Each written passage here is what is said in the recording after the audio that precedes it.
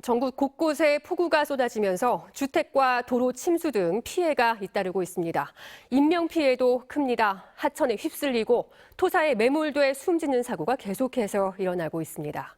이번 주말에도 계속 많은 비가 내린다는 예보도 있는데 어떻게 대비를 해야 할지 국립산림과학원 산불 산사태 연구과 서준표 박사님과 함께 알아보겠습니다. 자, 서 박사님 안녕하세요. 늦은 시간 감사합니다. 지금 네, 산사태로 안녕하세요. 인명피해가 계속 발생하고 있는데요. 올여름 특히 더 산사태 피해가 많은 것 같은데 어떻습니까? 네, 국내에서 산사태를 일으키는 직접적인 원인이 강우인데요. 우리나라는 여름철 강우가 집중되기 때문인데 지금과 같은 장마철에는 산속의 흙이 빗물로 항상 젖어 있고 흙입자들 간에 붙어 있으려는 결속력이 약해져서 떨어져서 비가 오게 되면 취약한 곳에서는 붕괴가 발생할 수 있습니다. 일반적으로 시간당 30mm 이상 하루 150mm 이상 혹은 연속되는 비의 양이 200mm 이상이면 어느 산에서도 산사태가 발생할 수 있는 환경이 조성되었다고 볼 수 있습니다. 네, 그러니까 어느 산이든 비가 많이 오면 산사태 위험에 놓이게 되는 거군요. 이 산 주변에 주택이나 건물이 있는 곳이 참 많은데요. 그러면 이 산 주변은 다 위험하다 이렇게 봐야 할까요? 특별히 더 위험한 지형이 있습니까?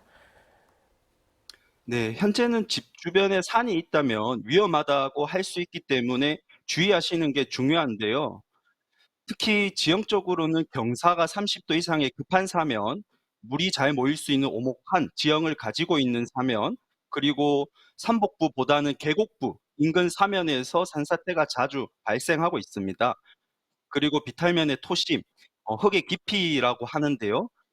이런 곳이 깊은 곳이라든가 잘 가꾸어진 건강한 숲에 비해 잘 가꾸어지지 않은 숲에서 상대적으로 산사태 발생 확률이 높다고 할 수 있습니다. 네, 그럼 이런 사고를 미리 대비할 수 있는 그런 방법이 있을까요? 네, 지금처럼 비가 많이 내리고 또 앞으로 비 예보가 있는 상황에서는 대피 명령이 발령되면 즉시 대피 장소나 산지로부터 떨어진 안전한 곳으로 대피하는 것이 중요합니다. 그리고 산사태 발생 전에 전조 증상인 땅이 웅웅거리거나 경사면에서 물이 솟아오르거나 계곡의 상류에서 과도한 흙탕물이 밀려 내려오거나 혹은 돌이나 흙이 흘러내릴 때 발생할 때 큰 소음이 날 수 있는데요. 이런 전조 증상들을 기억하시고 증상들이 있다면 즉시 대피하셔서 위험성을 주변에 알리시는 게 좋겠습니다. 또한 산사태 위험성에 대해서 지속적인 정보 확인도 중요할 텐데요. 산림청 산사태 정보 시스템 또는 스마트폰, 스마트 산림제 앱을 통해서 산사태 국민 행동 요령과 대피 장소 그뿐만 아니라 부모님 댁과 같은 특정 지역 또는 내가 현재 있는 곳의 산사태 위험성에 대해 확인하실 수 있습니다. 네, 이 전조 증상을 잘 기억해 놨다가 이런 상황이 생기면 빠르게 대피를 해야 될 것 같습니다. 자, 마지막으로 미리 대처를 잘 해야겠습니다만 이 산사태 상황이 발생했을 때 꼭 기억해야 할 대처 요령이 있으면 좀 말씀해 주실까요? 네, 산사태가 발생했다면 일단 그곳을 빨리 벗어나야 하겠는데요.